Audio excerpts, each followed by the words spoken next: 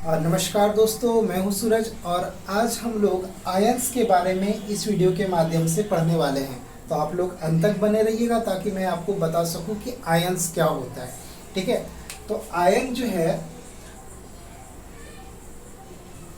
Ion के बारे में आप सुने होंगे। आयन एक्चुअली में होता क्या है? ठीक है, तो आयंस जो होते हैं, कोई भी परमाणु जो होते हैं, जो परमाणु है, कोई भी परमाणु आवेशित अगर हैं तो वो क्या कहलाएंगे? आयन कहलाएंगे। ठीक है, अब एग्जाम्पल के माध्यम से समझिए कि ये कोई भी परमाणु आवेशित कब होंगे।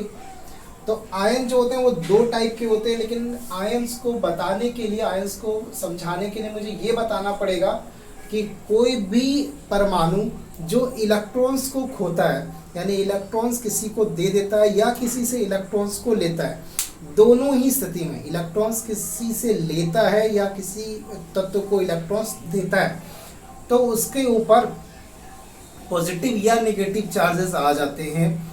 जो चार्जेस आते हैं अगर आ गए तो वो आयंस का निर्माण कर रहे हैं। इसका मतलब है कि वो आयंस का निर्माण कर रहे हैं। तो कोई भी परमाणु धन या ऋण से, दोनों में से कोई भी धन या ऋण से यदि आवेश युक्त है तो वो क्या कहलाएंगे? आयन कहलाएंगे। ठीक है, एग्जाम्पल्स के लिए मैं बता दूं, जैसे आप देखिएगा कहीं पर लिखा होता है Na+, तो ये Na+ जो है वो सोडियम के क्या है? सोडियम के आयन है। Na+ क्या है? सोडियम के आयन है यहाँ पर। ठीक है, तो ये धन आयन हो गए। ये क्या हो गए? धन आयन हो गए। दो प्रकार के आयन होते हैं, धन आयन और ऋण आयन। क्या होता है? धन आयन और दूसरा क्या होता है? ऋण आयन। ठीक है, दो प्रकार के आयंस होते हैं, धन आयन और ऋण आयन। धन आयन जो होते हैं उसे क्या कहते हैं? केटायन कहते हैं। इसे क्या कहते हैं? केटायन कहते हैं। ये याद रखिएगा कि इसको केटायंस कहा जाता है। केटायंस इसको कहा जाता है और इसको एनायंस कहा जाता है। इसे क्या कहा जाता है? एनायंस कहा जाता है।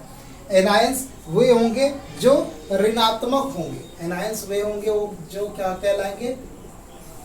जो ऋण आयन होंगे। तो इसके एग्जांपल्स में कौन कौन से आते हैं? जैसे कि Na+, ठीक है, Mg+2, यहाँ पे इसके एग्जांपल में कौन आता है? Cl-।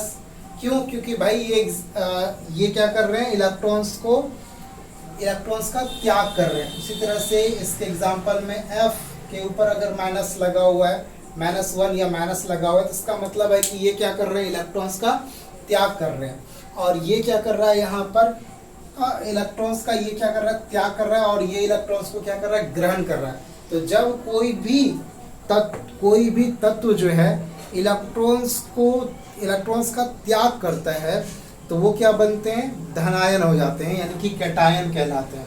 और जो इलेक्ट्रॉन्स का ग्रहण करता है उसके ऊपर चार्जेस क्या आ जाते हैं? नेगेटिव चार्जेस बढ़ जाते हैं, तो वो क्या बन जाते हैं? ऋणायन बन जाते हैं।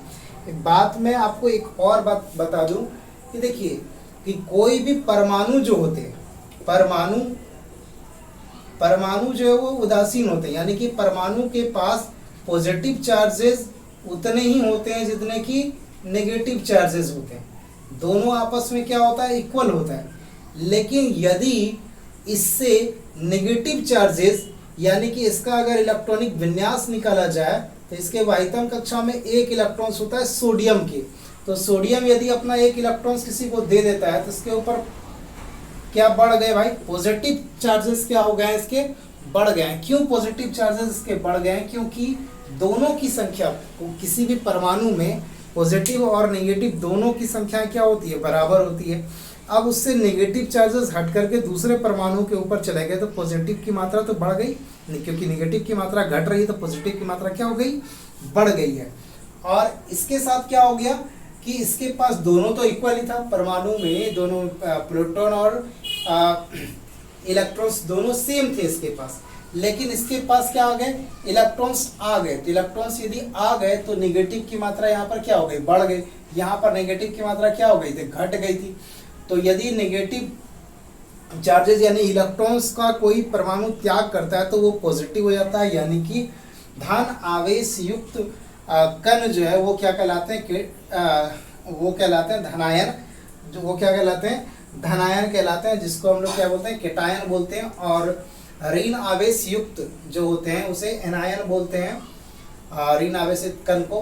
क्यों? क्योंकि ये इलेक्ट्रॉन्स का ग्रहण करता है, इलेक्ट्रॉन्स को ग्रहण करता है। ठीक है, तो इसमें एक और बात बता देते हैं, एक सरल आयंस होते हैं। क्या होते हैं? सरल आयंस होते हैं, और एक होते हैं संयुक्त आयंस।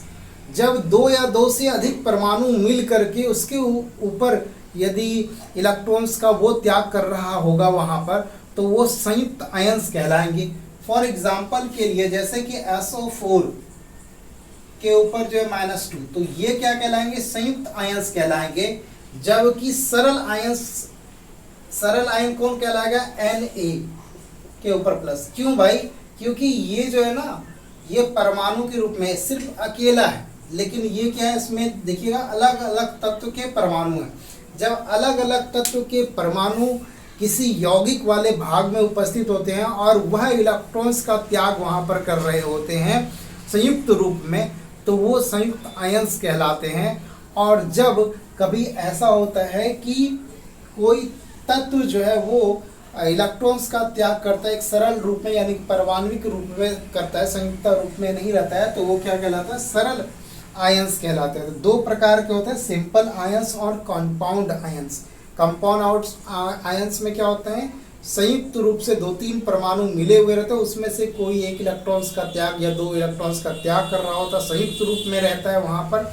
और इसमें सरल आयंस में क्या होते हैं, वो अकेले रहते हैं। तो आशा करते हैं आपको इस छोटे से लेक्चर में आपको समझ में आ गया होगा कि आयंस किसे कहते हैं, धनायन क्या होता है, ऋणायन क्या होता है। और भी अगर आपको चाहिए शॉर्ट वीडियोस तो आप ज़रूर से ज़रूर बताइएगा, ताकि मैं आपको पूरा का पूरा कॉन्सेप्ट इससे रिलेटेड क्लियर करा सकूँ। आज के इस वीडियो में इतना ही, तब तक के लिए बाय बाय।